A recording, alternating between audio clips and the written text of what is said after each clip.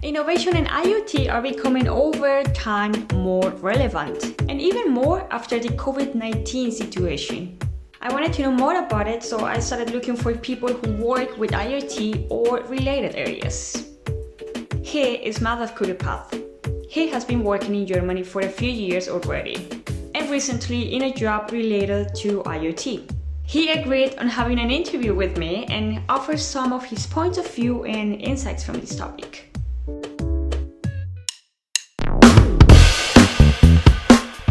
Hi Madhav, thank you so much for being here today.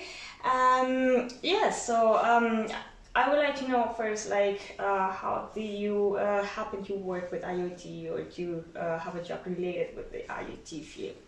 Yeah, hi Leslie. So, pleasure's mine. So essentially, I don't.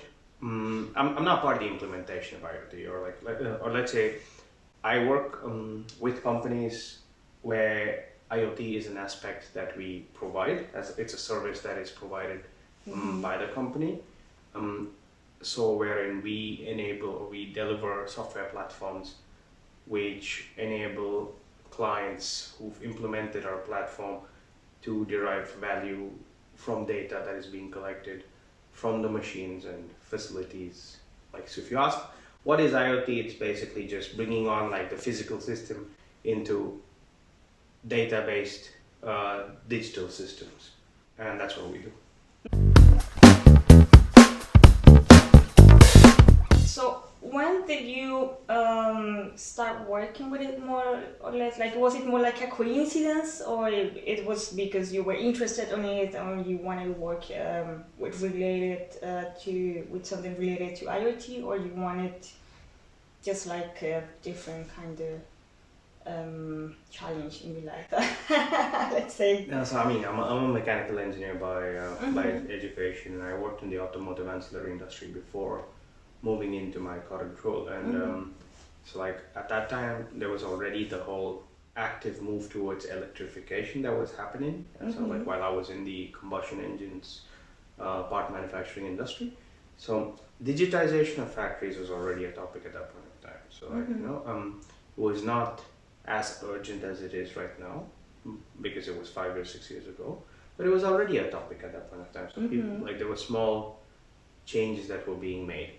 That was basically, let's say, the initial pathway to it, and then I decided that fine, it would be something that I would want to pursue a little more in detail, and also hence I then started working with the software company with MachIQ that I work with right now, so that we could then bring this further on to not one customer but multiple customers instead across different industries.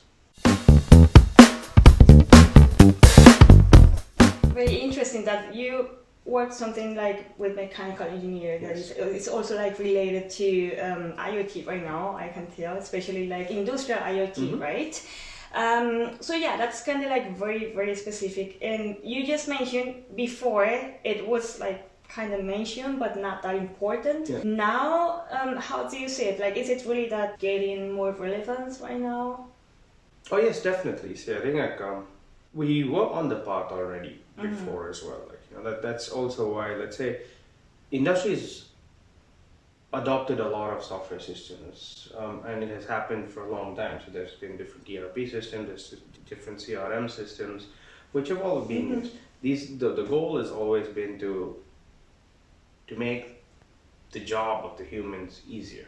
IoT is actually a step in the same direction, basically. That's the same thing that one wants to achieve, but not just easier, but also more efficient on a more global organizational level, let's say. So why has it become all the more important right now? It's basically the pandemic hit, and a lot of service providers could not travel to provide the service.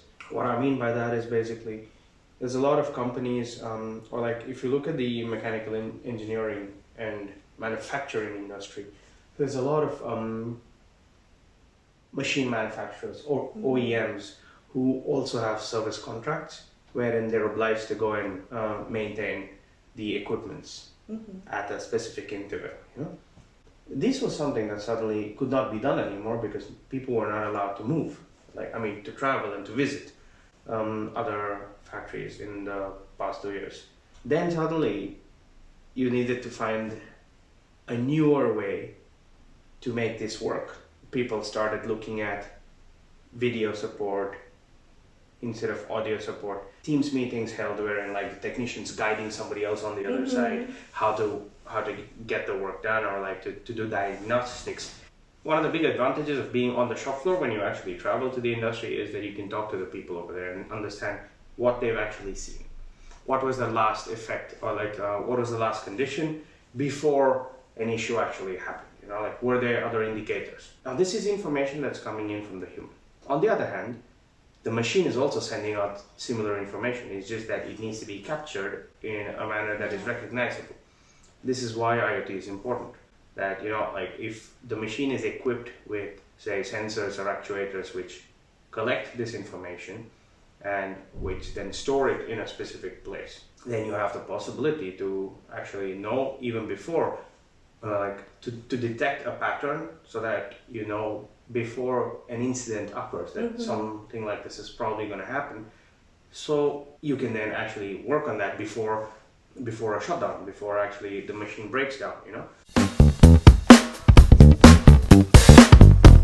And you said like with IoT it's a lot easier just to get this done without like human interaction, as you say, like having someone there right next to the machine the whole time, so that's easily done with IoT. Yeah, so like let's just when we were children, our moms or like parents used to basically wake us up to go to school. Now we have alarms. And if your mother or father, like for example, like forgot to wake you up, then you're late, then you get punished at school, or you miss a day of school, something like that happens. If you have these sensors which are giving you out information, you know, you can also set limits wherein you get an alarm when a specific threshold is met. If you don't have something like this, then you have to wait. You either need to wait for the human who's operating the equipment to tell somebody else that, hey, you know, like there's the machine seems to vibrate a little much, or it seems to be a little too hot, so maybe there's an issue. If you look at digitization, Germany is not. Because that's the question I had as well. They're not at the forefront. So really interesting. There's been a lot of reluctance, or let's say there was a lot of reluctance and resistance to begin with. The pandemic is also actually instigated, or like it's accelerated uptake of digitization on the whole in Germany as well.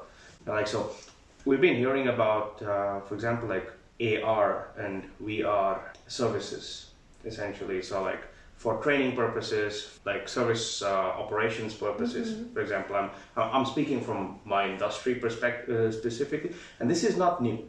Like it's not technology that was developed during COVID. This has been like it's been doing the rounds of the markets for a while already, but then uptake has been very limited. Companies start to realize that, okay, fine, you know, they have to find alternate solutions to manage their problems or manage situations that may occur. What's actually come off it is that once the industry is basically opened up,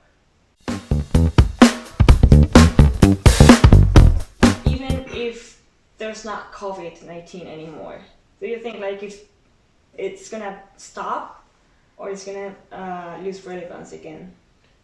at least what I expect to happen is for a more balanced approach. One of the biggest difficulties with technology like this especially is that people are very scared to start using it. You know, there's afraid of change. there's a lot of resistance to change.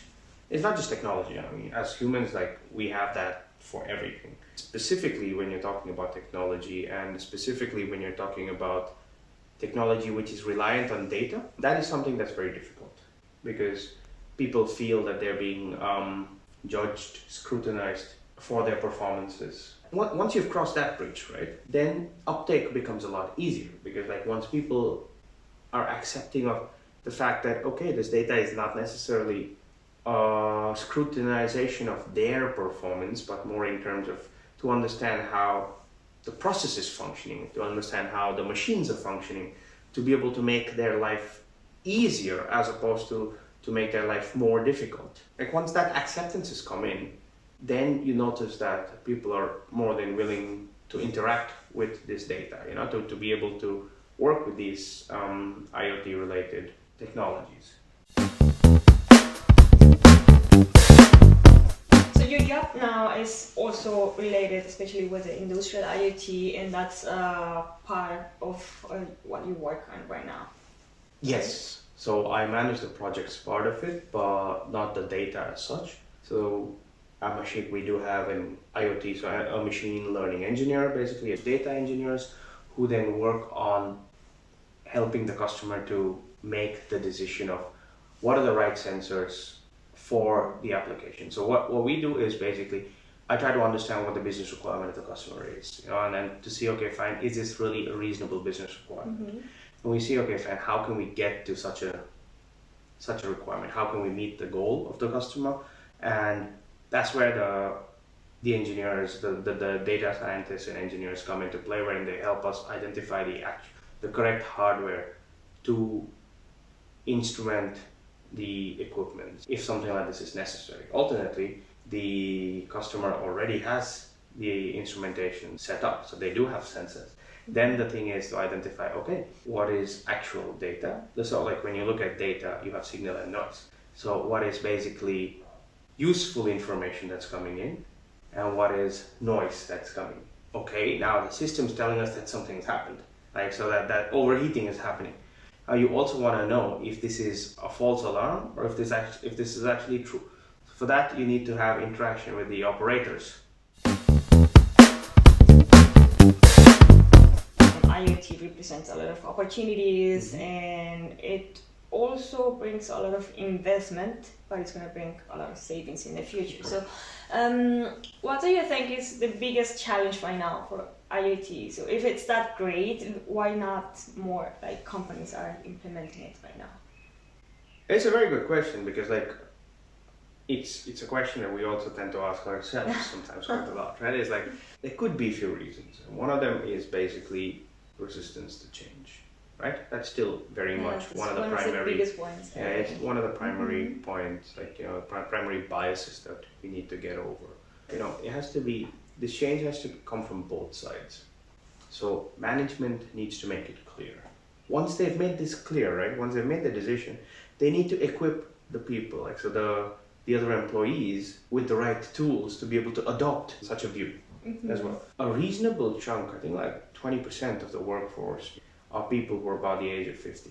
Like aged 50 basically are people who started or who finished some form of their education more than 20 years ago. So this is one big challenge that you need to take into account, is upskilling people. Like, so management's made the choice, fantastic, but then you need to equip the people to run with your choice. This sounds challenging, it sounds very difficult to do.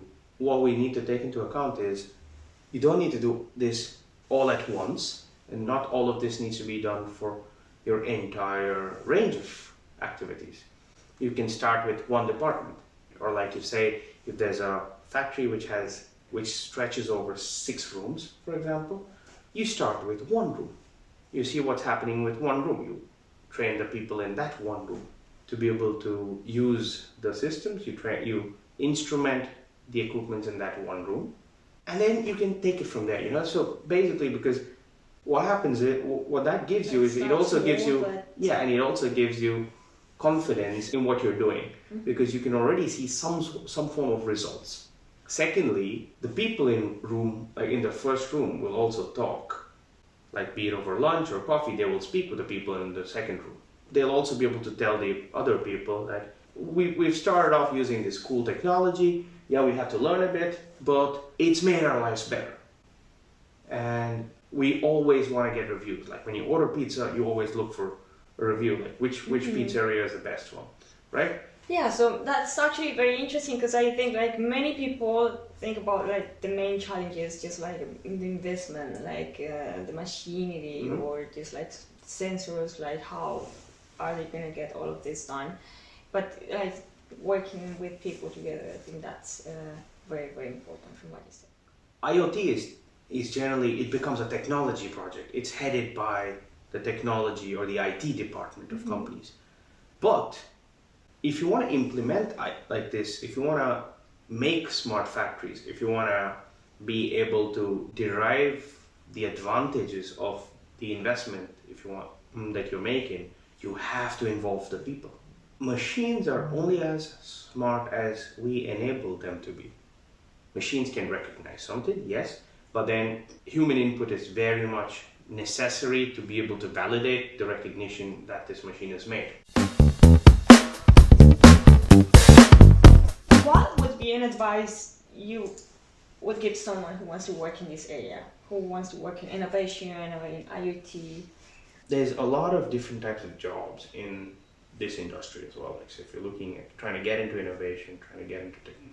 While most of the conversation today has revolved around manufacturing and operations, on the other hand, you're also looking like on a daily basis, there's automation and new software that is coming up for a bunch of different streams. So you have sales, which is being automated. You have HR that's being automated, like HR activities. So we're not saying that jobs are going off, no, but then there's new technology that's coming in, like all of them which are data backed. This is a line of activity that affects more than just operations or more than just IT. What you need to have is you need to have an inclination towards it. You need to be willing to upskill yourself or reskill yourself if needed. Do I code? I don't code. But like I understand how it works. And I think that's the most important thing. You need to be able to understand how your requirements can be met by a solution and how a slight change in your requirements would necessitate a different solution altogether. So there's a lot of resources out there. You can access either by paying for it or like there's a lot of free resources as well. LinkedIn, for example, has also got a lot of resources. There's a lot over there. You just need to open your eyes and look for it. Just look for the information and look for the opportunities out there. That's now I think it's a lot more popular than before. Like It is, yeah. remember, like a few years ago, I did not know about this topic that much. Well, I didn't study engineering either, but You don't have to, I think right? now in general, you don't it's have a lot to. more. Like there's alternate study programs that you can do, or you can just learn on the job as well. Well, thank you so much. I think it's very interesting. It's helped a lot having this conversation with you and getting to know more about this topic, about how your experience with it has been. And yeah, thank you so much. Well, we do not have much time, unfortunately. No worries. Thank you.